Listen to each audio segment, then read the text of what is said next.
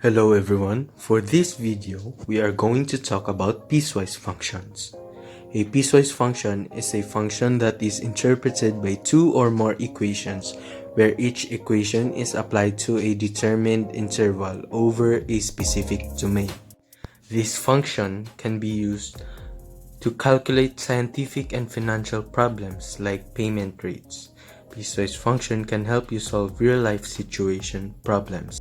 Tax brackets is an example of a real-world situation where the piecewise function is used. It is to determine the range of each rate.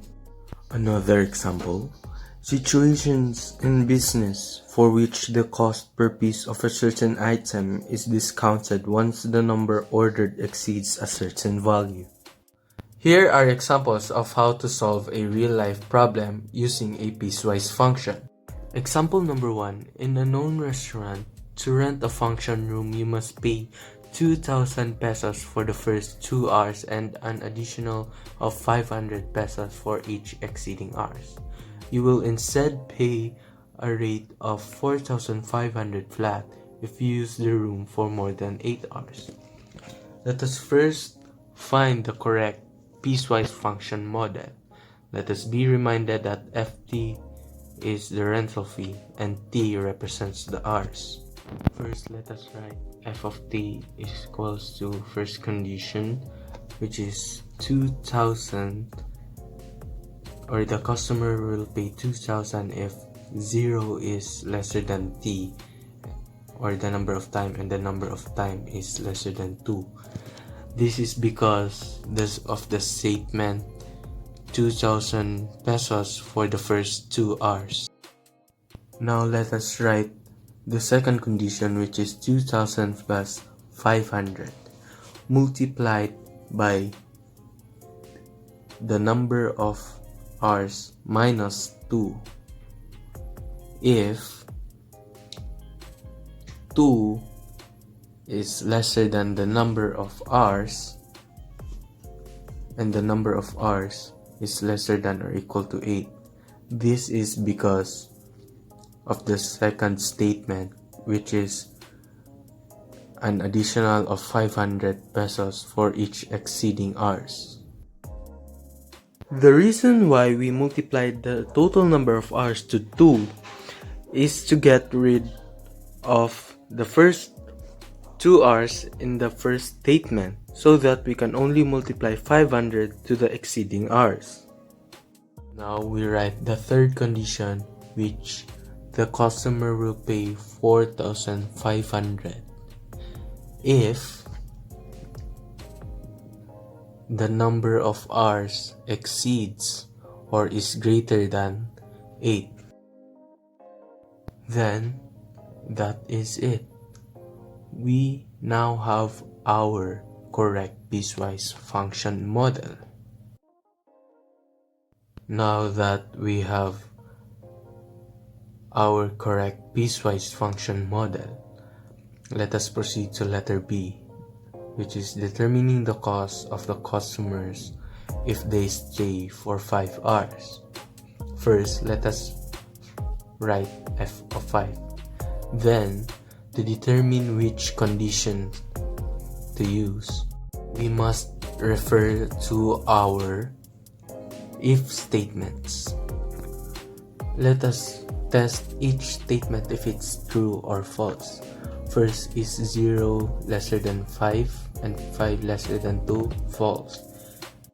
The third statement is false since 5 is not greater than 8, and 2 lesser than 5 and 5 lesser than 8 is true. This means that the second condition will be used, which is 2,000 plus 500 multiplied by t minus 2. Then we substitute the number of hours into 5. Then we will have 2,000 plus 500 multiplied by 5 minus 2. 5 minus 2 is equals to 3. Then the equation will be 2,000 plus 500 multiplied by 3. Next, it will become 2,000 plus 1,500.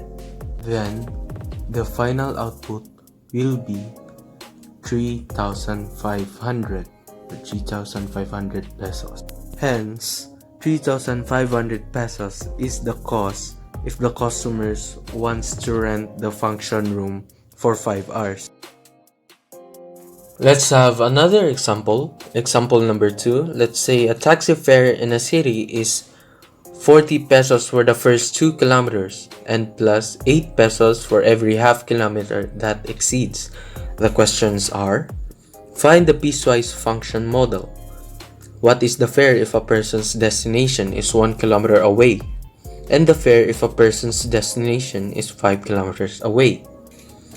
So let our fx be the taxi fare, and x represents the total distance of the taxi. Then we write our piecewise model function model, which is for the person will pay 40 pesos if 0 is lesser than the total distance of the taxi and the total distance of the taxi is lesser than or equal to 2. That is our first condition. The second condition will be 40 pesos plus 8 pesos multiplied by the total number of distance minus 2. 2 is the first 2 kilometers.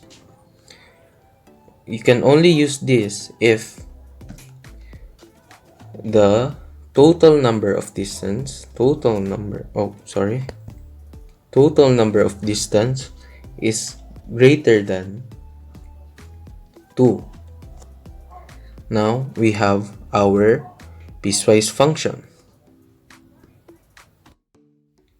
Now that we have our piecewise function model, let's proceed to B and C. First, B. The fare if a person's destination is 1 kilometer away.